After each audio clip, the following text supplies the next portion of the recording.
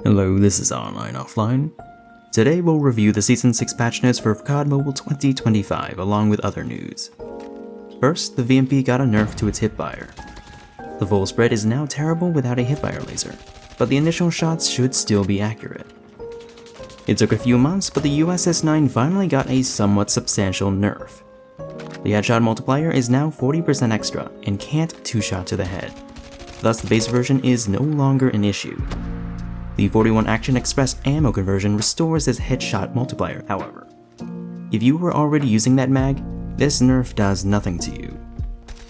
The Tundra from Cold War got a nerf to its Tiger Team barrel, and it now subtracts 2 rounds from your mag. I know this is a popular barrel, but I don't use it.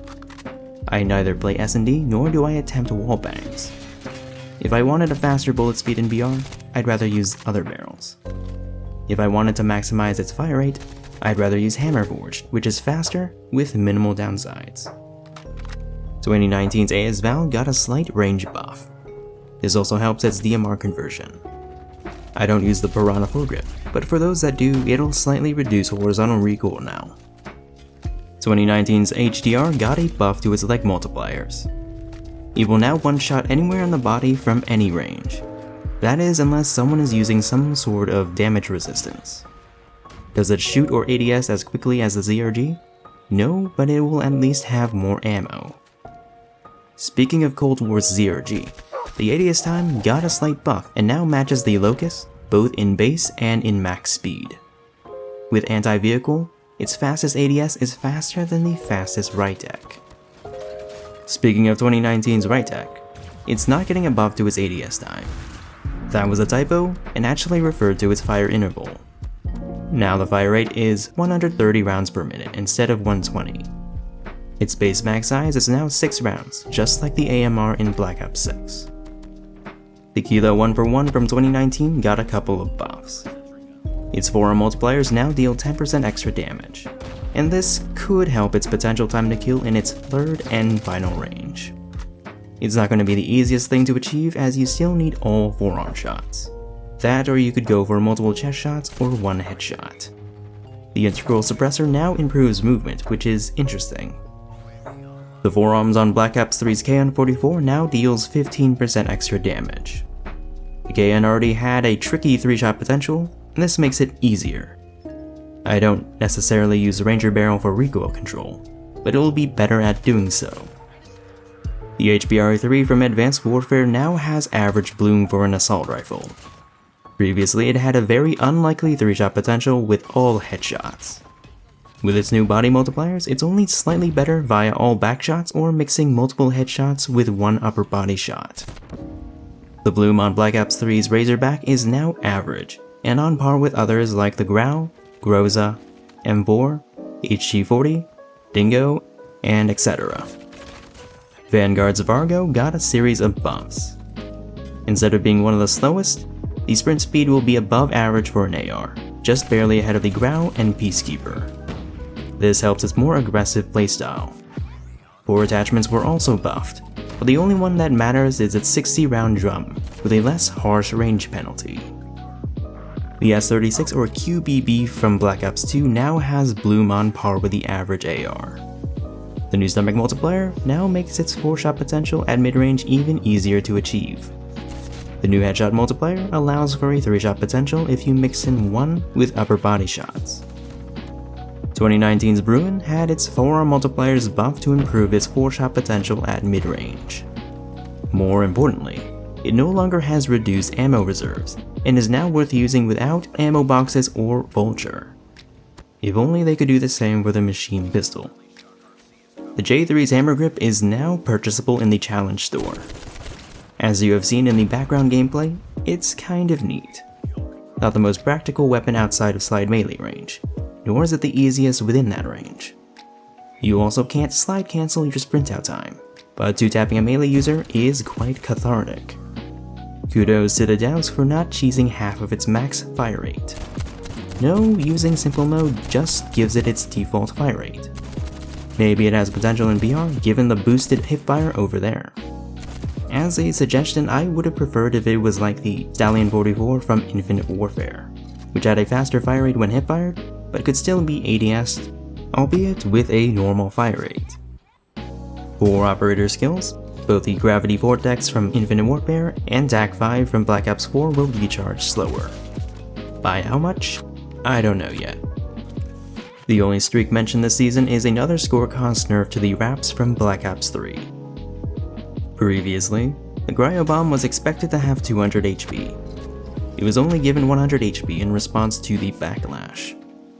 Now it seems that any form of explosive damage will cancel it. Martyrdom never should have gotten a buff. The devs have slightly scaled it back so that you have more time to escape the blast radius. It was supposed to be 1.25 seconds, but now it's 1.3. Flak Jacket now offers 40% less damage from explosions. It was supposed to be 45, but I guess the devs figured it was too much. This new resistance doesn't seem to apply to burn damage, because if it was the case, combining it with Dauntless would mean I'd be immune to thermites. But we're not. In the patch notes, it was expected that Demo Expert would be reverted to dealing 30% extra blast damage, but that has been scrapped. Since Flak Jacket and Demo Expert are equal values, I suppose they cancel each other out now. This is convenient for me, because I can go forward with the Demo Expert video that was requested. So, what are my thoughts on these balance changes? Well, it's good that the USS 9 finally got a worthwhile nerf, but it's missing that final push to ease everyone's suffering. In my opinion, I think the 41 AE rounds should have gotten a flinch nerf instead of hurting Bloom. Aside from that, I think the nerfs to the Tundra and VMP aren't a big deal. Neither are the buffs to the AS Val, Rytech, and Kilo 141. I wasn't impressed with the Vargo before, but I'll give it another chance. The S36 and Razorback got some worthwhile buffs. Are the Gaian, Ruin, and HBR3 the biggest winners of this season's balance changes? We'll see. The new gun this season is Vanguard's 3-line rifle, or Mosin Nagant. It's a bolt-action sniper that has appeared in all of the World War II games except COD 3. The last sniper added was the Tundra from Cold War, and that was a year and a half ago. On one hand, the Mosin Nagant is an iconic weapon, among the most produced only behind the AK and Mauser Gewehr 98s. On the other hand, it's the Vanguard version with its cursed gunsmith. If the Tundra was able to take over sniping with its Cold War gunsmith, the 3-lines Vanguard gunsmith lets you equip a 20-round mag, red dot sights, can one-shot 10 legs, and still scope faster than most snipers. Thankfully, an early Shadow nerf made it so that you need 2 attachments for its full body one-shots. There is still no news regarding the Ram 7. Who knows? Maybe they decided to scrap the 2019 version to use the one from Modern Warfare 3 2023. In the meantime, the new gun after the 3-line is the MG82 from Black Ops Cold War. It's based on the Setmi Amelie and is a Spanish descendant of the MG42. Aside from Cold War, the Amelie or a futuristic variant has previously appeared in God Ghost, Advanced Warfare, Black Ops 3, and Infinite Warfare. If you've opened the game recently, then most, if not all of us, should have the new updated menu screen. I know some people aren't a fan and change takes some time to get used to. I think the white text could use a shadow effect or something to contrast with the background. Aside from that, I do like it. It looks less like a mobile gacha game with exclamation points everywhere that directs you to microtransactions. Now you've got game modes and class customization on the right, you've got events and microtransactions on the left. The last new collab this year is with Gundam. I don't know much about Gundam or other mecha anime. As far as first impressions go, I don't appreciate being forced to play with default controls separate from the settings designated for multiplayer, battle royale, and zombies. That means the only way to adjust your settings is to AFK in a match to do so. There were some rumors of Darkness Infiltration returning, the PvE mode that was previously exclusive to the Alchemy Stars collab. That was region locked. But I guess not. I don't usually comment on cosmetics. The gun skins are pretty cool, I guess. But I gotta say, those Gundam characters are so large despite having default hitboxes.